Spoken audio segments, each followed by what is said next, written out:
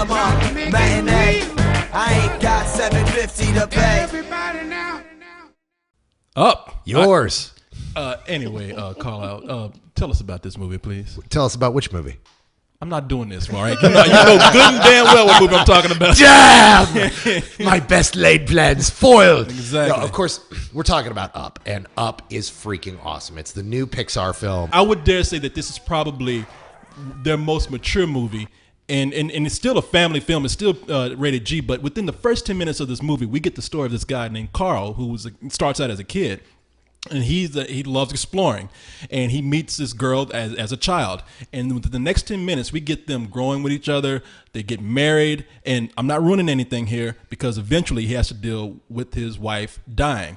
And one of the things that they want to do together is they want to travel. Now, if I'm correct, one of the places they want to go is South America. Well, no, they wanted to go to South America, and when they were kids, his wife always dreamed of building a house on top of these famous falls that their favorite explorer set out to explore, and they wanted to go there, so he decides he's going to take his house and put his house on those falls just like she wished. This was out of an act of desperation, too, because the home he has now is about to be taken away from him. He realizes, I've never fulfilled the dream that my wife had of traveling and building his home. So he just, like overnight, blows up 1 million balloons, ties them to his house, and the house up and floats away. Typical white people. Yeah, I was going to say, so she dies and he has a nervous breakdown. I'm just saying, I mean, your wife dies, so you naturally say, okay, I'm going to strap a bunch of balloons in my house and fly to South America. Instead of like buying another house, he blew all of his money on balloons.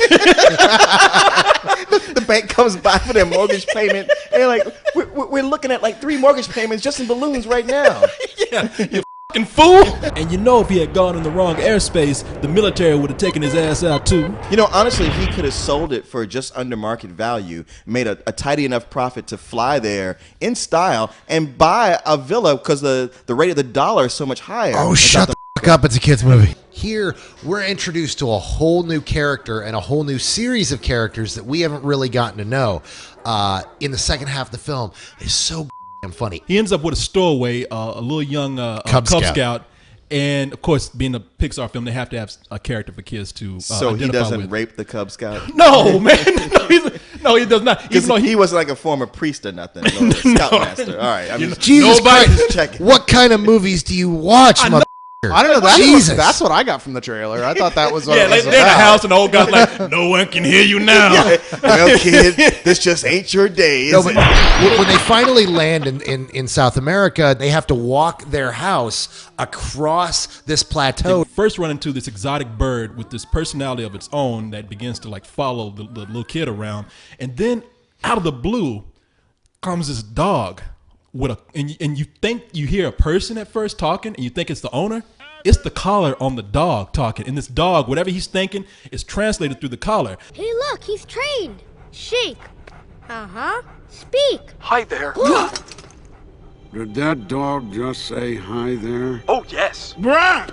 My name is Doug. I have just met you, and I love you. My master made me this collar. He is a good and smart master, and he made me this collar so that I may talk. Squirrel!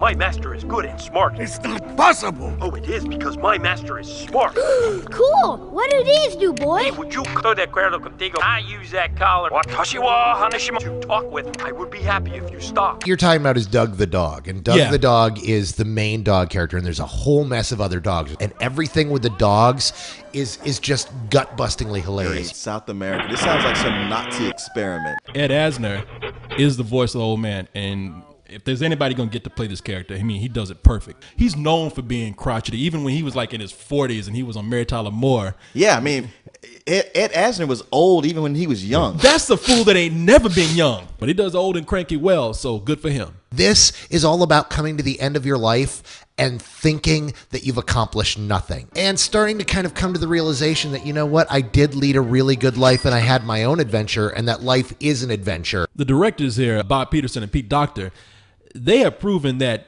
you don't have to talk down to kids when approaching sensitive subjects and themes in a family film, such as death and even to a larger extent, growing old. The result is not only my favorite Pixar movie to date, but this is right up there with some of the best movies that I've ever seen. This is proof that not only is film an art, but storytelling itself is an art. And for anyone in love with that art form, especially people who love animation, this is truly a better than sex film. I would even go as far as to say that there are certain adult audience members that could go see this without having to be in the company of a child. I think it's that good. You could even see it in something like the marketing. You got your little plush dog toys for the kids out there. Then you got the old dude, Carl, out there pitching Viagra for all the old man out there. It's genius.